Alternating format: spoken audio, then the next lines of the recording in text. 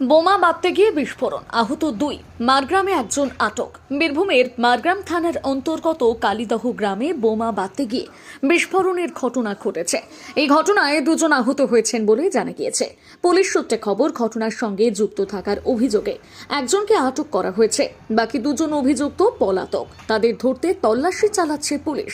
স্থানীয় সূত্রে জানা যায়, বৃহস্পতিবার গভীর রাতে কালিদহ গ্রামের একটি ফাঁকা মাঠে বোমা তৈরির কাজ চলছিল। সেই সময় হঠাৎ বিস্ফোরণ ঘটে এবং 2 জন গুরুতরভাবে আহত হন। বিস্ফোরণের শব্দে এলাকায় আতঙ্ক ছড়িয়ে পড়ে। খবর পেয়ে পুলিশ ঘটনাস্থলে পৌঁছে তল্লাশি শুরু করলে অভিযুক্তরা পালিয়ে যায়। পুলিশ জানিয়েছে, আহতদের খোঁজ চলছে এবং গোটা ঘটনার তদন্ত শুরু হয়েছে। কি উদ্দেশ্যে বোমা বাঁধা হচ্ছিল, কারা এর সঙ্গে যুক্ত, সব দিক খতিয়ে দেখা হচ্ছে। অপরাধীদের দ্রুত গ্রেপ্তারের আশ্বাস দিয়েছে পুলিশ। শুনলাম যে মারগ্রাম থানার অন্তর্গত কালিদহ গ্রামে বোম বাঁধতে গিয়ে দু একজনের পায়ে আঘাত লেগেছে এবং তারা গুরুতরভাবে অসুস্থ এবং তারা হাসপাতালে চিকিৎসাধীন। তো আমরা সরাসরি বীরভূম জেলার প্রশাসনের কাছে দাবি জানাচ্ছি, আগামী যে ভোট আসছে, তো বীরভূম জেলার প্রত্যন্ত অনেক গ্রামে এই ধরনের ঘটনা বিগত দিনেও ঘটেছে, আজও ঘটছে। যত ভোট এগিয়ে আসবে আগামীতেও ঘটবে।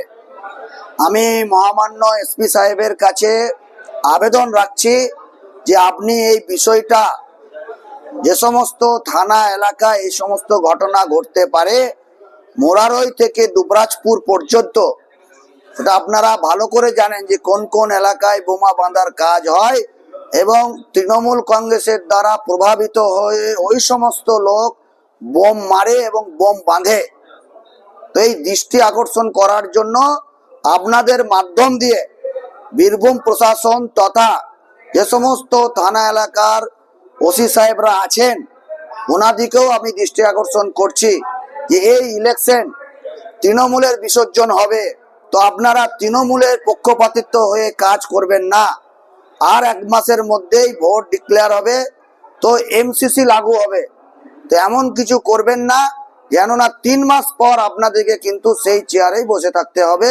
মহামান্য ওসি সাহেব দিকে আমি দৃষ্টি আকর্ষণ করছি।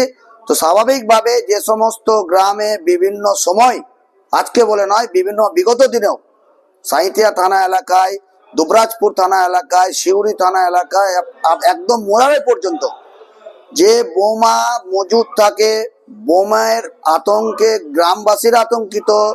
বোমা বাঁধতে গিয়ে এই সমস্ত লোকেরা তাদের হাত পা হারায় এবং পরিবারের লোকজন আহত হয়। তো স্বাভাবিকভাবে আবারও বলছি, প্রশাসনের আমি বারবার বলছি, দৃষ্টি আকর্ষণ করছি, এইগুলোকে আপনারা বাজেয়াপ্ত করুন।